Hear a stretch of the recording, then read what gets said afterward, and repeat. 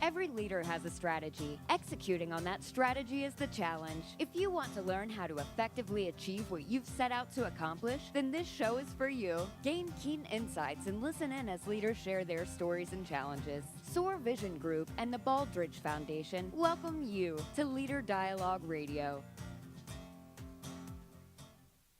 Hello, this is Duffy Dixon with Business Radio X. Thanks for joining us. Let me introduce Ben Sawyer. He is the Chief Executive Officer of Soar Vision Group. He has more than 30 years of executive leadership experience and a strong record of accomplishment that includes guided strategy deployment. Also joining us is Jennifer Strahan. She is the President of Business Optimization Services. Jennifer is partnered with more than 100 health systems and businesses across the U.S., helping them, as well as Ben does, transform their strategic, administrative, and clinical operations. Our guest this week is Dr. Chuck Peck. He is the CEO of Piedmont Athens Regional Medical Center. And before that, he, of course, was a physician specializing in rheumatology. He was also the managing director at Navigant, and you've been in consulting, Chuck, for 20 years now. Correct. And it is a very changing industry. You have partnered with Soar Vision Group, and I know that talking about hospitals and talking about healthcare centers and strategy, it's really changing, isn't it? It is. So, Dixie, Duffy. Sorry, Dixie, Duffy, whatever your name is.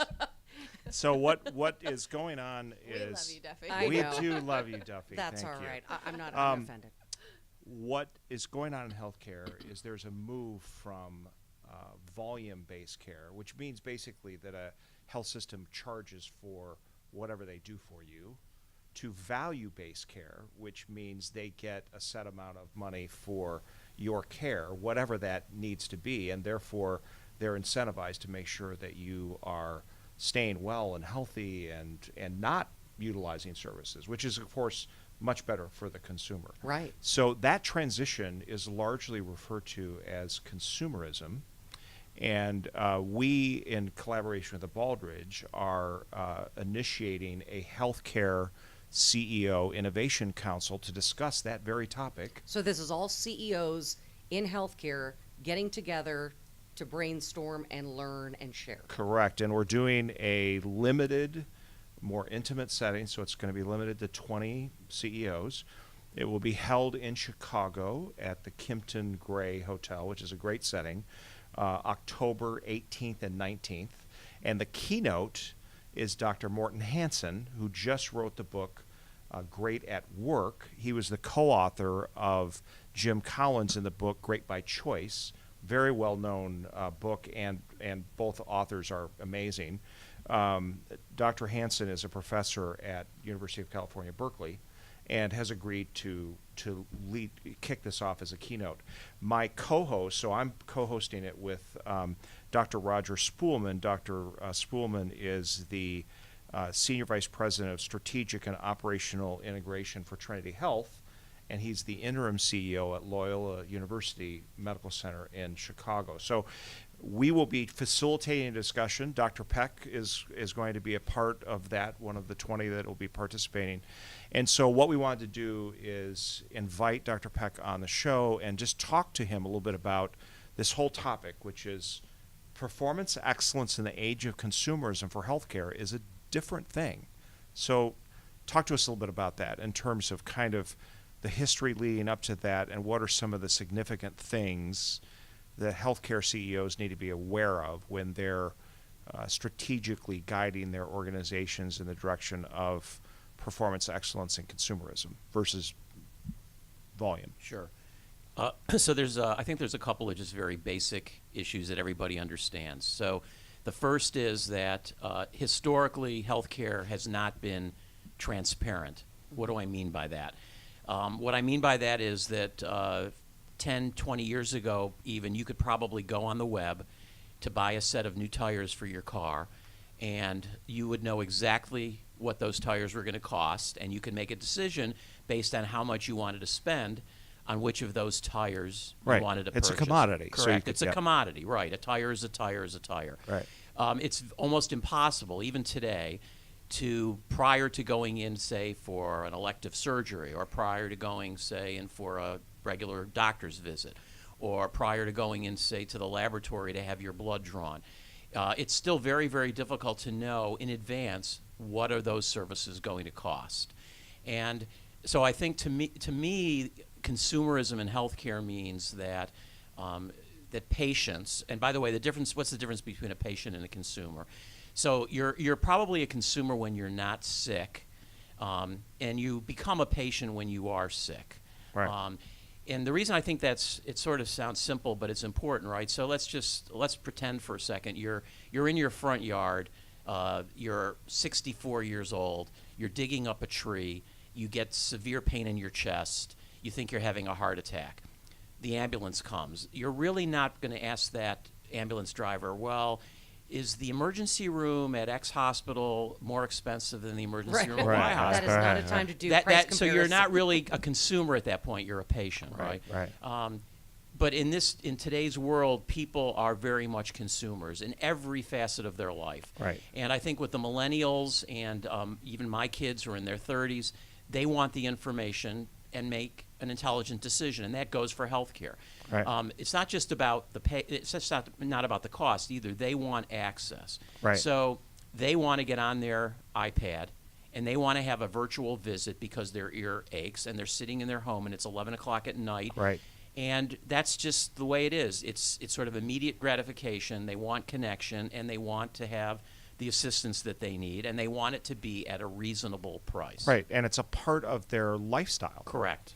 And it's also, in consumerism, a recognition that it's a big part of our budget. Correct.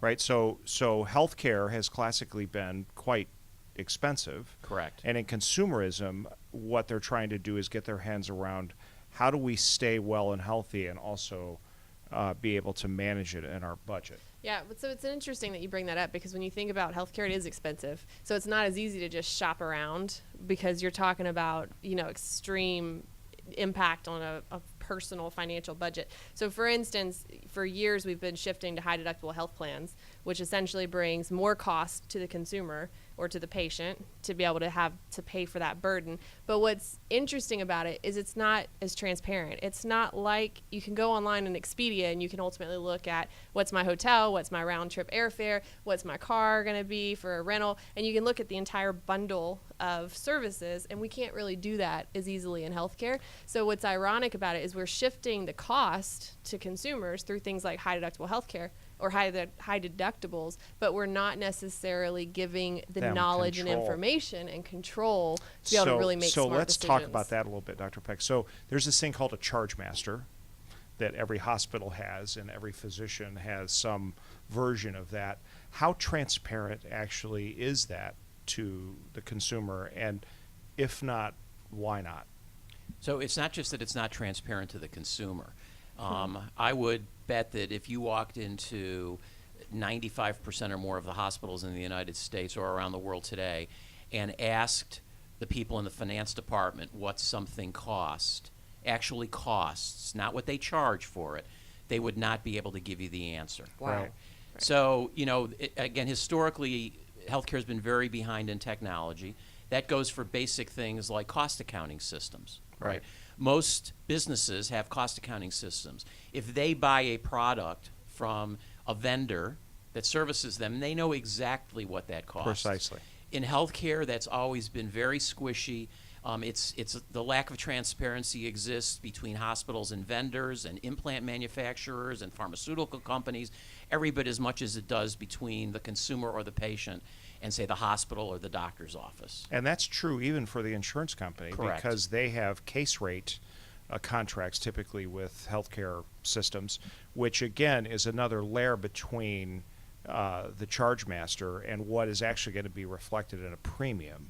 Correct. Right. And just to break this down for our listeners, when you're talking about a charge master, this is essentially what's the charge that we have for all of the services across our organization, right? Right. And then again, just to add another layer of complexity, that varies. So depending on what insurance you have, whether you're a government payer through like Medicare or VA care or whatever the case is, or if it's Medicaid or if it's Blue Cross Blue Shield, everyone has a different payment that they will have, they'll be Right. responsible for, right? So And there's also regional considerations. I mean, True. based on demographics and so forth. So the financial picture is complicated, and as you point out, Dr. Peck, it's not even necessarily known at a hospital level. So if consumerism at its essence is transparency, and the transparency is so a consumer who's not a patient can make good decisions, how do we get from there to here?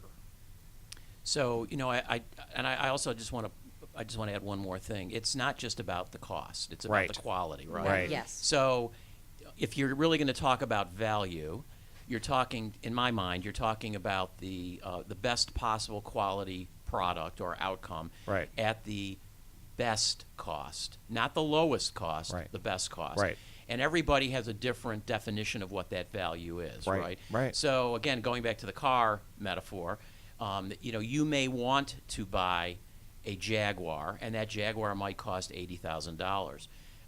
You might also, though, look at a Chevy Malibu that costs $20,000. It's up to you to decide which of those you think brings you more value. Right. There's really very little way to do that in healthcare. However, there is some progress being made. So, for instance, there's an organization that covers a large swath of Pennsylvania called Geisinger Health System. Yep. And they were really pioneers in really looking at consumerism in the way we're talking about it. Right. So several years ago, what they did was they started offering a guarantee for patients who came in for bypass surgery and for hip surgery.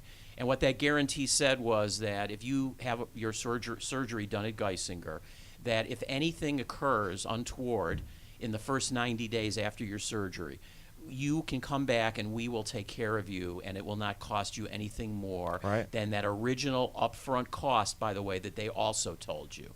So it was a package price. Right. They gave you a cost for the procedure, and that included everything.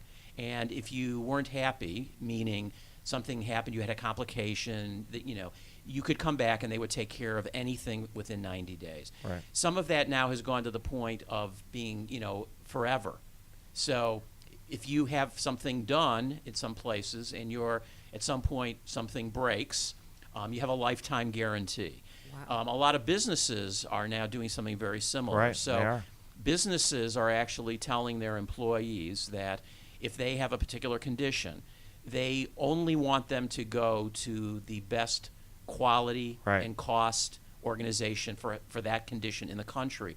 It's less expensive for that company to put that employee on an airplane in Atlanta, say, fly them and their family to Cleveland or San Francisco or New York, wherever that particular specialist is that has the highest quality, lowest cost, have them taken care of there and flown back, than it is to have them go to a less high quality, higher cost provider nearby in the community where their outcome's not going to be nearly as good, where Right. they may have complications, and where the cost of that care may be significantly higher.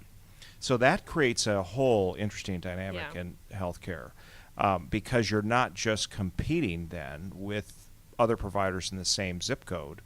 You actually are competing not just nationally, but in many cases internationally. There's a lot of international providers that are doing the same thing Correct. and just incorporating the international travel into their cost. Well, it's a global market in It's a global anything, market. right? And so healthcare is always slow to catch up, but they're catching up. But it goes back and it begs the question: if you're talking about consumerism and what brings value to the customer, how many patients really want to pick up and leave and go across the country when it's something that's a severe surgery or procedure? It's fun to think about, oh, you get a little bit of a vacation, but in reality, that's not really what you're enjoying. So it does start to bring the question is it really, it's better for the companies, and they've realized that, because it might be a little bit more expensive, but your quality over time is going to be a lower cost for chronic or longer term conditions. But how do we standardize that? How do we start to bring that same concept even to local community hospitals or across the board for different regions? Right, and that's absolutely the right question, is how does it come down to the individual? Because what we've been talking about is employers who might be self-funded, and therefore they have a lot of buying power and choices, and they can do benefit plan design that allows them to do this kind of thing, where the individual, John and Sally, let's Right. say, that are trying to figure out their choices locally, don't have the same kind So of option. businesses have decided the strategy for them to employ is to continue to increase the deductible on the individual to a Right. level such that it's so high that for all intents and purposes, that individual is like somebody without insurance. Right. Okay. That's the solution that's been selected. But the real problem is still that the consumer, by and large, is what I would call disintermediated Yep. from the transaction. Right. So if I go into Macy's and I see a beautiful $200 sweater up on the shelf, and I go to the checkout line and I put it down and they scan it and say that'll be $200, and I say something like, well, I've really only got $20 in my pocket. I'm going to give you the 20, and if you bill the other $180 to my insurance company, they'll pick up the tab. And that's essentially what happens Right. in healthcare.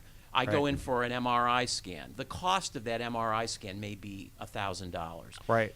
I'm only paying out of my pocket whatever my deductible or out of pocket is. Right. Maybe that's a fraction of the 1,000.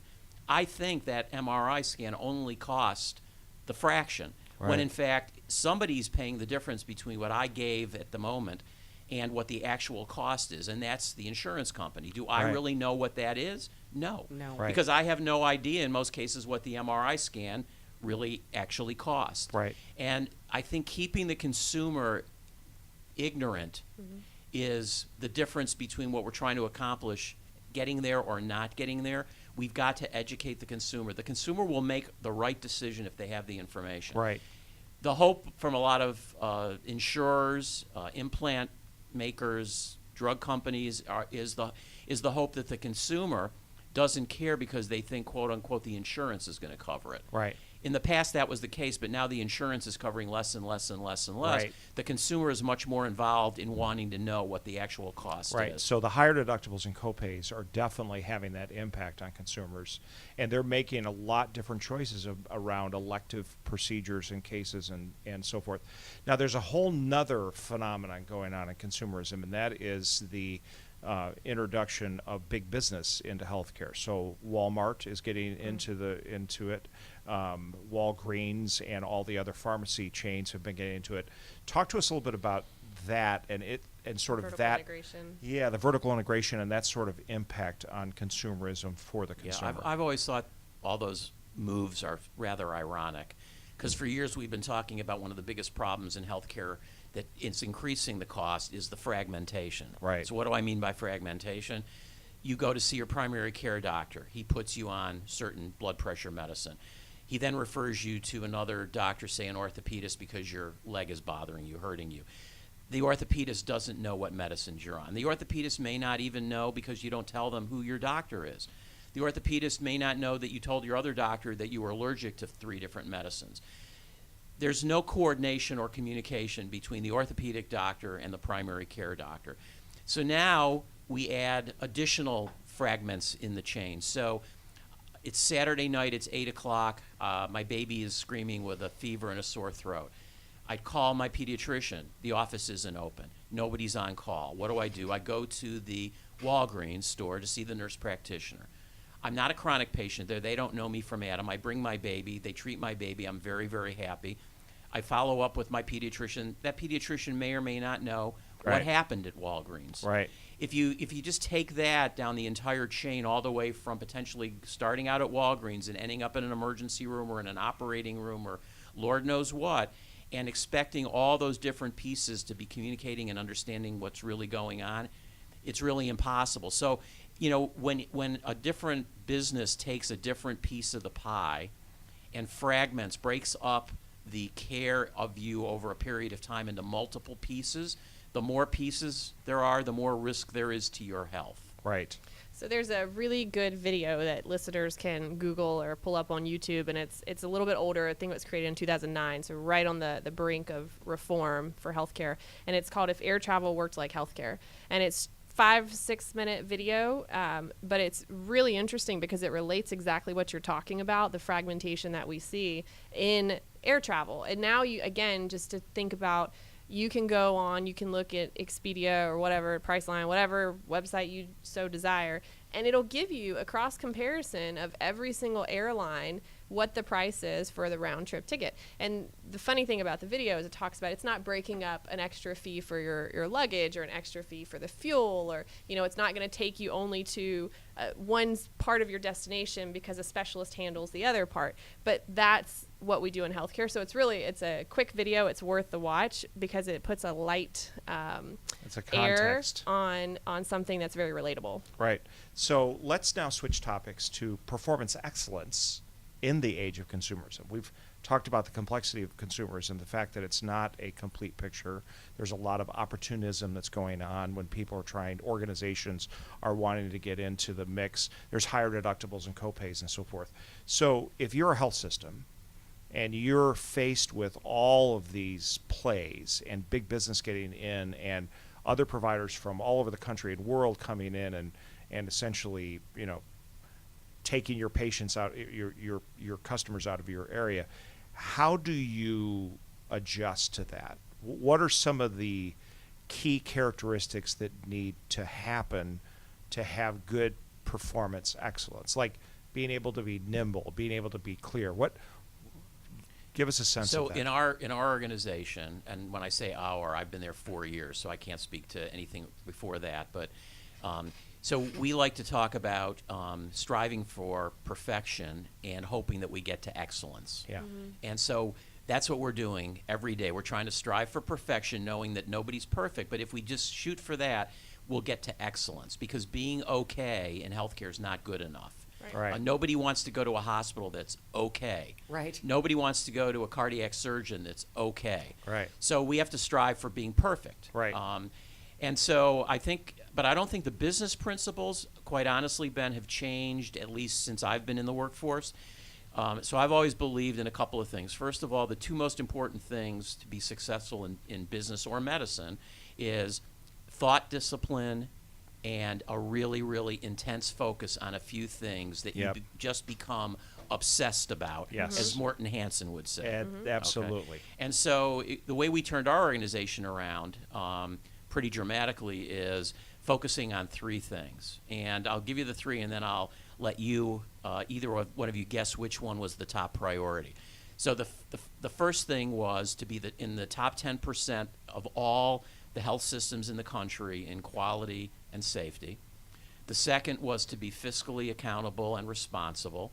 And the third was to be in the top 10% of all of the Press-Ganey employee engagement scores of all healthcare systems in the United States. So just a quick connection for our listeners to the organizational hierarchy of needs. Right. Because what Dr. Peck just went through was colleague engagement, organizational effectiveness, which actually has to do with quality and safety, and then financial viability, which is the financial piece. So again, that is why we talk about the organizational hierarchy of needs. It is absolutely related. Right. And if anyone has listened to this show before, you know what we're going to tell you to do right now, www.leaderdialogue.com, and you will see that hierarchy of needs, and then you follow along, the ones you just mentioned. Right. So this is a perfect example of a very capable leader who is saying, based on our organizational hierarchy of needs, what did I need to focus on to be actually be able to be best in class in my community?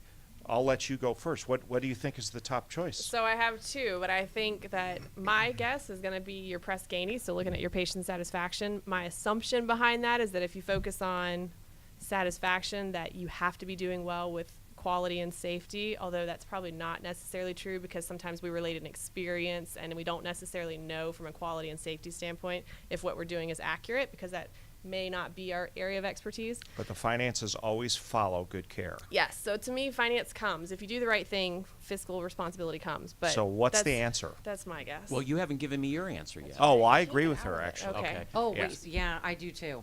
I know think- nothing about the healthcare industry as you do. Okay, but okay. Well, that makes sense that you well, talked good, about good customers try. first. You went for quality and safety. Try. Okay. So there's an interesting book title out there that is blasphemy in the healthcare space, especially coming out of a doctor's mouth. But the title of the book is "The Patient Comes Second." Yeah. Okay.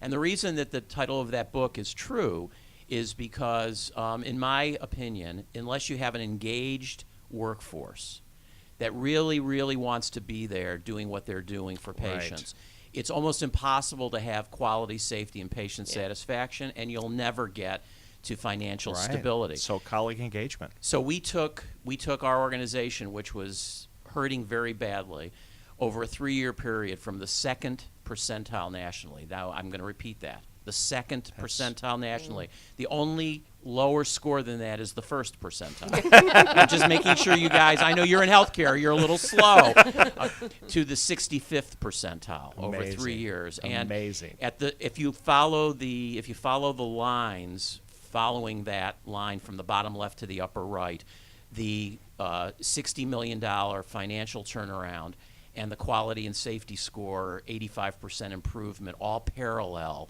that employee engagement, employee value line. Right. So it was sort of an interesting experiment because I'd always believed in it.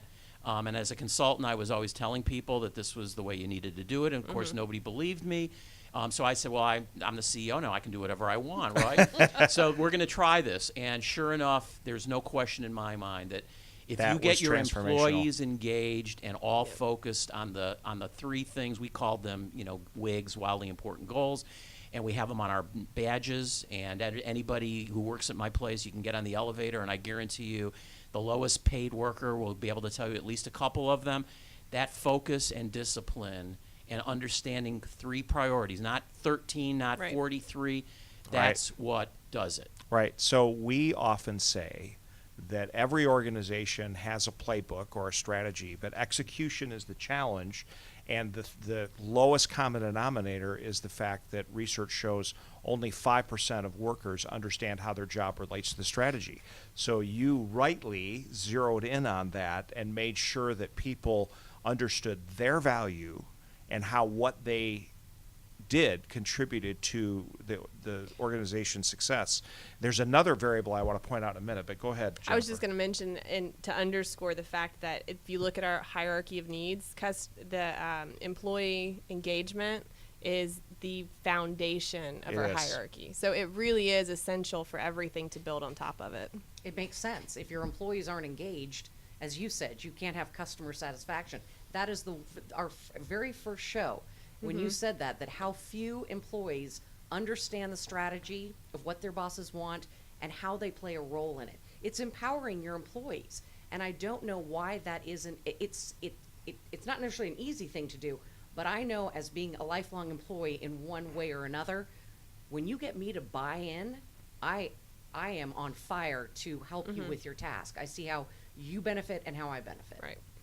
So Dr. Morton Hansen in his book, Great at Work, describes 7 practices, and the very first practice is do less than obsess, which means you select a tiny set of priorities and make huge efforts in those.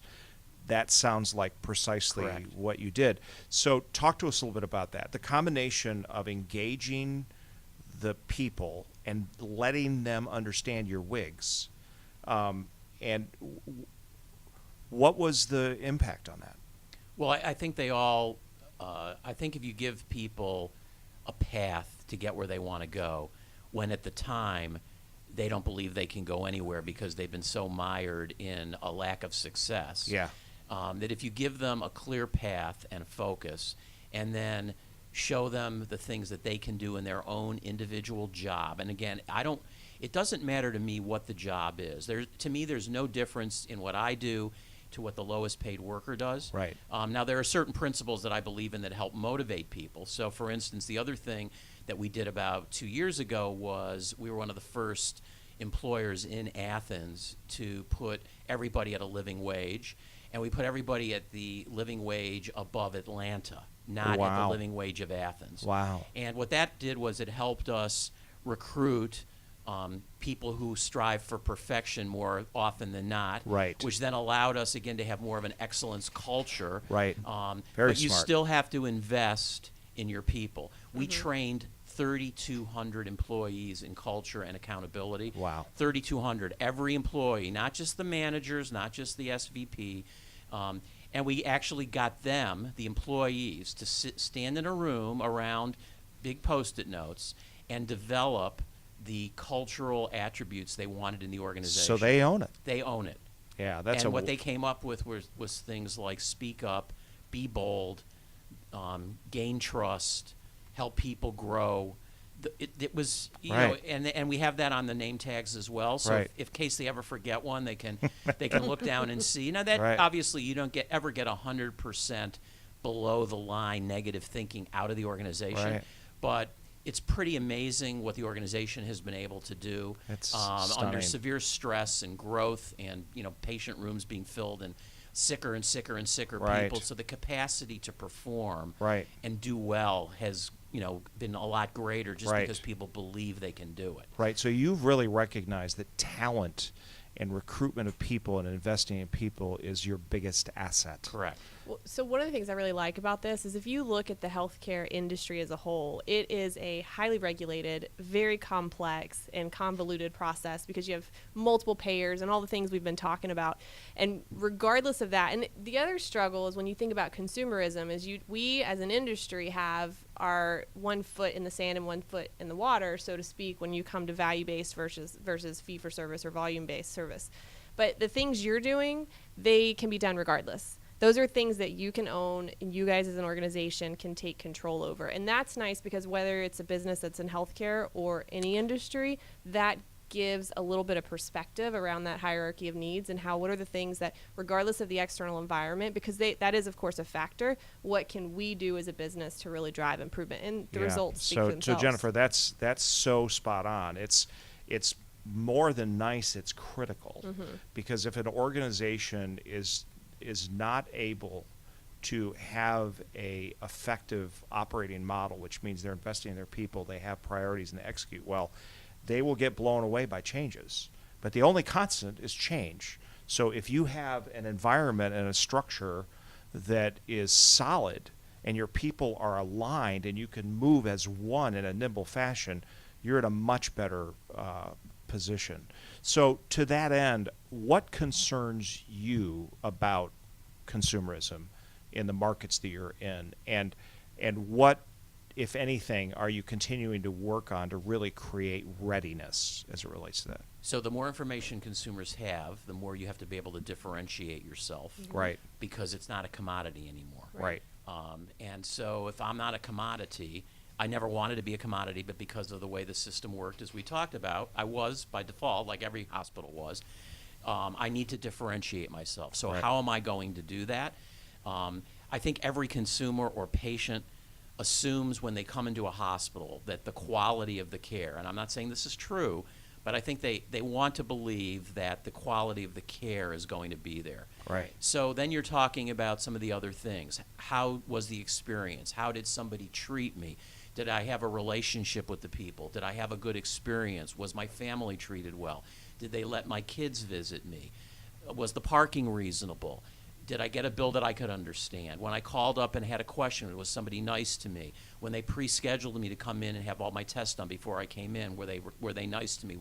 It's all those sorts of things that are the consumer experience that really don't have a lot to do with literally with the care, the surgery, the scan, whatever. I think those are the things that we've sort of had a deaf ear to. Yeah. Because we were healthcare, and if you needed healthcare, you weren't going to be asking those questions. Right. If you had chest pain lying out in your yard planting your tree, you weren't asking those questions. Yeah. You were just calling the ambulance. Yeah. Right. I think I think people are coming into our backyards. Warren Buffett, Jeff Bezos at Amazon, Walmart, as you were saying. These people aren't healthcare people, but they think they can do it better than us, and maybe they can. I think we ought to be kind of nervous because they've done pretty well in their particular areas of expertise. I think they can bring a lot to the table that we haven't even thought about. So one thought that just comes to mind because you mentioned Amazon that's really interesting to me is that one of the things that when you look at the leadership style, they have taken risks, whereas they've recognized we are going to implement this new product or new service like Prime. And almost everybody has Amazon Prime, right? And they knew that they were going to lose money initially, but they felt like it was going to be the right thing and it was going to pay off in the end. And I think in healthcare, we haven't been that bold. We're very traditional in a lot of the things that we've done. Even though there's a lot of change, there's also a lot of consistency in things around our bills that go out to patients. Have any of and your other friends things. complained because Prime went from 99 to 119? I did rise. Everybody's reaction to me is, my God, I can't believe they could charge me triple that. Yeah, I could save that amount of money just in the shipping charges. Right. Okay? It pays for itself. That's Right. what value is. That's right. And that's what value everyone is. says. Right. Every household is having this discussion. We just had it, my husband and I, and we did some math. We're like, it still pays for it. Right.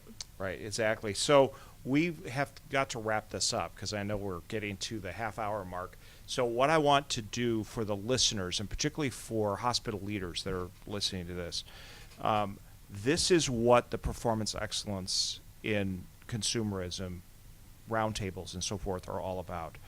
How do you differentiate yourself? What are the details that matter? And how can you learn from principles like what Dr. Hansen writes about in his book, Great at Work, translate those into both individual and organizational changes so that you can execute well in the age of consumerism, you can leverage your IT innovation performance and decrease operating expenses, you can learn how to make sure that when you take an initiative, it cascades all the way down to the people that matter, which are on the front line that are making a transitional experience change for the consumer. Any other thoughts, Dr. Peck, before we wrap up as it relates to this topic? No, I think Jennifer said something, though, that was important, which is we have to get out of our comfort zone. We can't continue to sit there and hope to get every last penny out of the fee-for-service system.